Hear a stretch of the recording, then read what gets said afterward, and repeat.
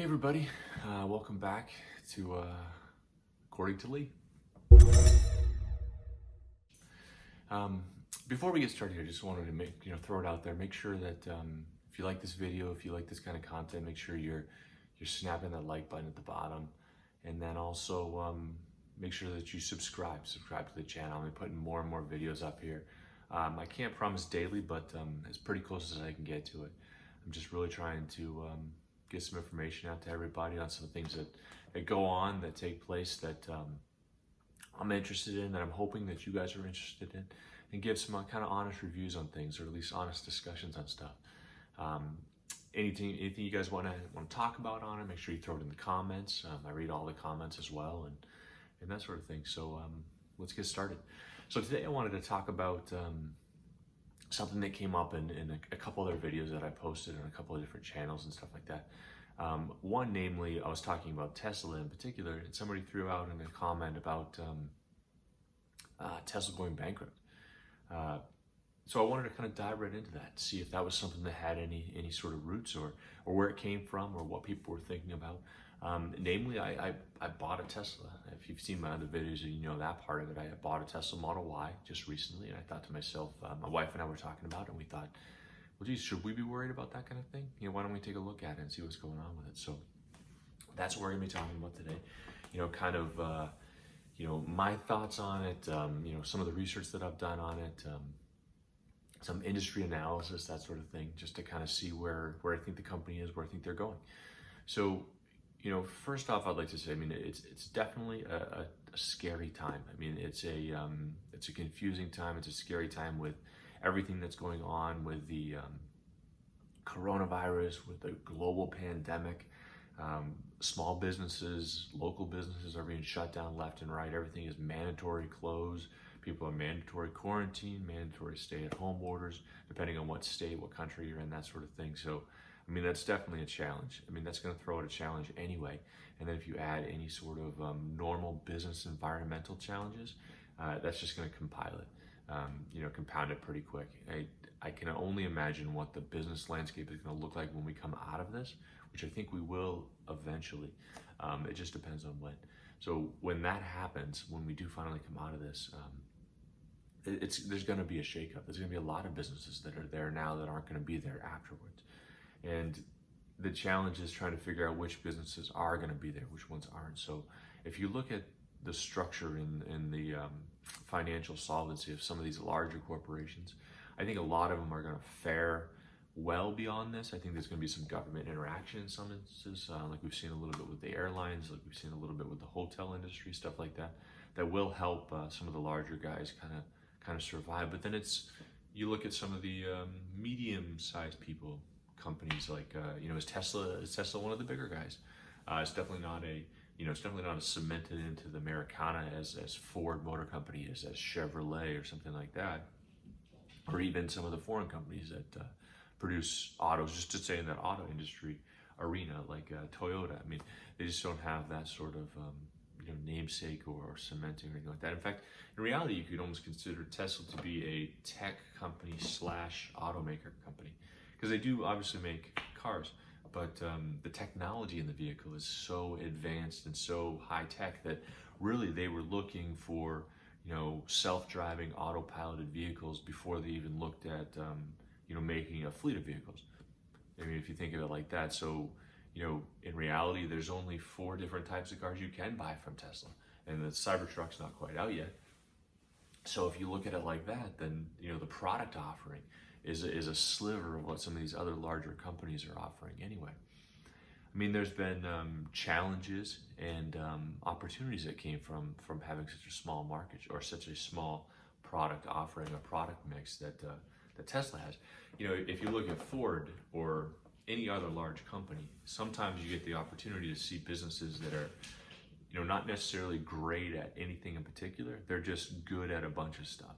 Well, Tesla was trying to figure out what they were great at from the beginning, and then the vehicles that they produced, they do fill kind of a super niche market, in that if you don't like that design of the Model S, 3, and Y, they're pretty close.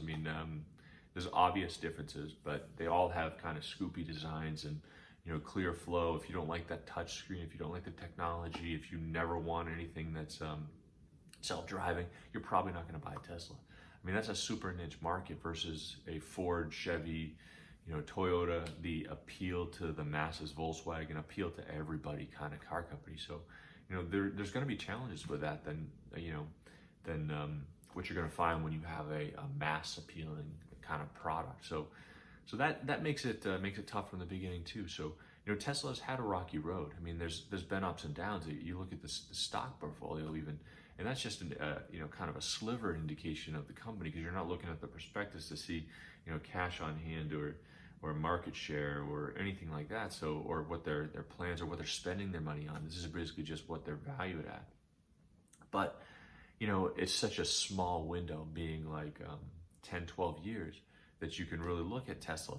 And I was presented with a proposition 10 years ago to say, hey, you want to buy, Tesla stock was $19 a share, you want to buy 100 shares of it for $1,900 essentially. If I had done that and kept hold of that 100 shares and then sold it today, which the stock valuation is close to $1,500 a share, so it would have made $154,000 on that. Now, granted, as a kind of a side note, I'm not that kind of person. I never would have done that. I would have watched the stock every single day, and every time it went from my $19 a share down to $10 a share up to $50, I would have sold it right then. I wish I had the foresight to stay into something like that. I just don't. But some people did, some people have. But I mean, if you look at that 10-year growth, I mean, it took Google near 20 to get to where they are. I mean, they're pretty close to $1,500 a share. It took Apple near 40. They're about $400 a share. And I know it's not an apples to apples thing, because obviously technology versus a car company, but there's a lot of technology in the Tesla like we were talking about. So if you try to put it into the arena of something like that has to produce and constantly update and programming and coding and stuff like that, I would say that you could kind of put them near each other. I mean, a Ford Motor Company, Chevrolet, I mean, their stock valuation is a considerable amount lower as a solid car company, but they've also been around for 120 years. I mean, you get something like that they're going to be split, they're going to be sold off, divisions, sections, parts. The product offering, like we was talking about before, is so vast that it's almost hard to really find the sweet spot comparison between Tesla and something else. So that's always a challenge. But if you're looking at the valuation, I mean, the point of this video specifically was to say, well, are they going to go bankrupt? Should I be worried about them going bankrupt? I mean, you look at their cash on hand, $8 billion cash on hand, which sounds great, sounds fantastic, but really, what are they doing with it? I mean, they're, is it just floating in Elon's bank account, something like that, or is he investing it into the company? Now, in a sense of where I think they're going with it, I mean, they're listed on the NASDAQ. They have a $40 billion, market cap with it. So you could technically think of it as having $48 billion in cash, sort of. So what are they doing with it? They're building factories. They're doing things to further cement their, foothold in the global automaking marketplace. They have factories in the United States anyway. They're building a gigafactory down in Houston, Texas, which is a huge thing. It's a big undertaking, such a large factory, but they're going to produce the Model Y down there. They're going to produce parts of the Model 3 down there. They're also building a factory in China. They're building a factory in Germany. I wish they kept everything here, but it is what it is. They need to produce globally. They need to distribute globally. They need to grab onto that market share. So I understand that as well. So, but I'm glad that they're still headquartered here. I'm glad that they're still doing such a foothold in the economy here and stuff like that. But they're contributing to other parts of the world too, which is great. It's going to further allow them to produce more vehicles. It's going to produce some better quality. Just to get them out to the masses. Because if you look back in March of this year alone, the Model 3 was such a successful launch of a vehicle. I mean, it cemented Tesla as a number one electric vehicle based off of units sold alone, and they really came from nowhere. So that alone was a huge thing and a huge undertaking. Well, the Model Y is set to surpass the Model 3 alone, just because it filled a different kind of niche market for them. So if that's the case, they really needed to amp up production for it.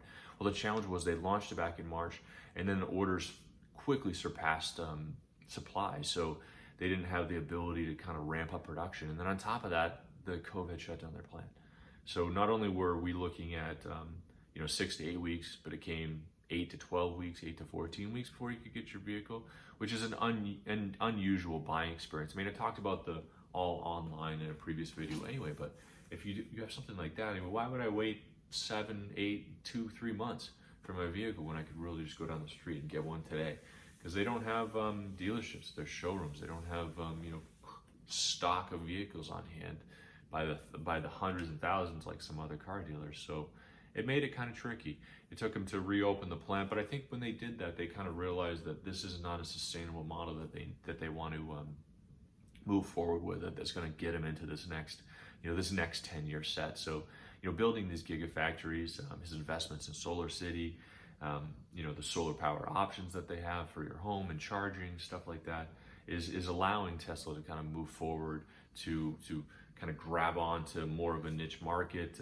The pricing now, Model Y isn't an everybody priced vehicle by any means, but it is definitely cheaper than Model S. It's cheaper than the Roadster. It's cheaper than the Model X, and it kind of fills a void that's sort of in between. If you're looking for a semi-luxury vehicle that's not that's sub 50,000, you can easily fit a Model Y in there depending on your options. So that's kind of where they jumped into and where they pushed through. So you take a look at some of the data, you take a look at what the company's doing, you take a look at their sales this quarter alone, let alone this year. Take a look at some of the direction and capabilities that Tesla with Elon is doing in conjunction with SpaceX and just as far as a company portfolio. I would say that though any business can fail, Tesla is positioning themselves to be a strong combatant in the future, global marketplace. So I am not worried about Tesla going bankrupt. Looking at their data, looking at where I think the company is going, I think that they're going to be something that stays around at least for a while. If not, then I'll just have to learn how to kind of rewire the car myself. I'll make a video of it and show you guys. So I want to thank you guys for listening. Thanks for jumping on here today, and thanks for sitting through this. If you haven't already, make sure you smash that like button. We can go ahead and jump up there and get a video shown to people. And then also subscribe to the channel. Like I said, I'm putting more and more stuff out here. Things that I think are exciting, things that I think you guys will think are exciting, and then just kind of getting through things. So everybody, hope you have a great day and stay safe out there.